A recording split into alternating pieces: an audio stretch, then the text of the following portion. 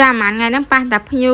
គឺក៏អប់ចេបែកកញ្ចក់ស៊ីនស៊ីនហើយកញ្ចក់ស៊ីនស៊ីនក៏ស្អាតស្អាតវែងវែងឡើងសាឡូនច្រឡំថាតកញ្ចក់ឲ្យទៅអត់មានទេបងប្អូននៅកញ្ចក់ក៏គឺកញ្ចក់ស៊ីនមកគាត់ថាគាត់ធ្វើការអប់ចេអញ្ចឹងណាមិនថ្ងៃហ្នឹងគឺជួបតាភ្ញៀវកញ្ចក់ស្អាតស្អាតកញ្ចក់ស៊ីនរបស់គាត់ស្អាតស្អាតមែនទេហាងសាឡនខ្ញុំក៏ត្រូវការរើសកូនជាងជាបន្ទាន់ដែរសម្រាប់បងប្អូនគាត់ចង់ស៊ីភាគរយក៏បានស៊ីប្រាក់ខែក៏បានទីតាំងគឺនៅខេត្តស្ទឹងត្រែងគីឡូ4សុំអ្នកបិទប្រកាសសុំអ្នកស្រឡាញ់លុយស្រឡាញ់ការងារបិទប្រកាសអ្នកដែលចង់ស៊ីភាគរយស៊ីប្រាក់ខែក៏ខ្ញុំត្រូវការមើលសមត្ថភាពដែរបើថាមកចេះថាមកកក់កប់គៀបទេចង់ស៊ីប្រាក់ខែហ្នឹងក៏ខ្ញុំមិនទាន់ស៊ីប្រាក់ខែដែរគឺត្រឹម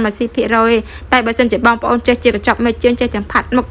ចាក់ចេចាក់ម្សៅធ្វើម៉ូតធ្វើអីស្អាតបាតអាហ្នឹងបងប្អូនចង់ស៊ីភាគរយក៏បានស៊ីប្រាក់ខែក៏បានដែរអាចតំណែងឆាតមួយខ្ញុំបានកន្លែងខ្ញុំគឺត្រូវការមានម៉ោងចេញម៉ោងចូលច្បាស់លាស់អត់ត្រូវការចង់មកចង់ទៅគឺអត់ទេបើយើងអត់ច្បាស់លាស់ទេមិនតំណែងមកចាំច្បាស់លាស់ចាំតំណែងមកណាមិនថាភាគរយមិនថាប្រាក់ខែគឺលើសមត្ថភាពបងប្អូនចេះប៉ុណ្ណាគឺខ្ញុំឲ្យប៉ុណ្ណឹងបើបងប្អូនចេះតែមកកក់កប់គៀបសពបងប្អូនទាភាគរយថ្លៃទាប្រាក់ខែថ្លៃទៅមិនរួចអស់រួចទេបងប្អូនអើយគឺខ្ញុំមិនអាចទេខ្លះវប់ឡើងទាសិតតែ50%សួរតែចេះអីខ្លះចេះតែមកកក់កប់គៀបកំភៃថាមកធ្វើការកន្លែងខ្ញុំមានភ្ញៀវគឺច្រើនណាស់បងប្អូនមួយថ្ងៃ